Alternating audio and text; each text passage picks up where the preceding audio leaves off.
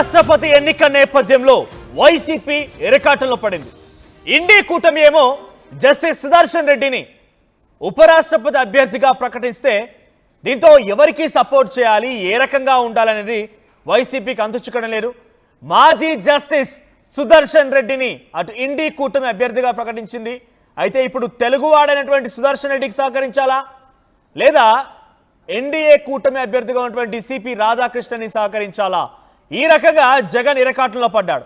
తెలుగు వ్యక్తి అభ్యర్థిగా ఉండడం వల్ల ఇక్కడ తెలుగు వ్యక్తికే ఓటు వేయండి, తెలుగు వ్యక్తికి సహకరించండి అని చెప్పి రేవంత్ రెడ్డి కోరినట్టు తెలుస్తోంది.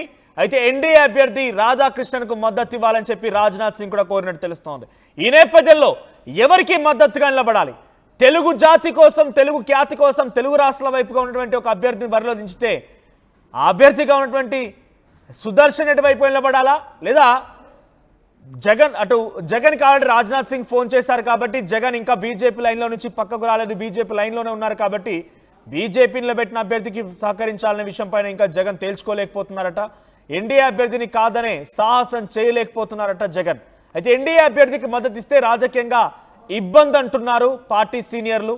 పార్టీకి ముస్లింలు, క్రైస్తవులు బలమైన ఓటు బ్యాంక్గా ఉండడంతో మధ్య మార్గంగా ఎన్నికకు దూరంగా ఉండాలని ప్రతిపాదన సిద్ధం చేసినట్టు తెలుస్తోంది. ఇప్పటికే ఓట్ చోరీ విషయంలో రాహుల్ గాంధీని తప్పుపట్టారు జగన్ తప్పు చేశారన్న భావనలో ఉన్నారు వైసీపీ సీనియర్లు. అయితే ఇప్పుడు ఎన్డీఏ అభ్యర్థికి మద్దతు ఇస్తే షర్మిల వేసే ప్రశ్నలకి సమాధానం చెప్పలేమంటూ కూడా పార్టీలో చర్చ జరుగుతుందట.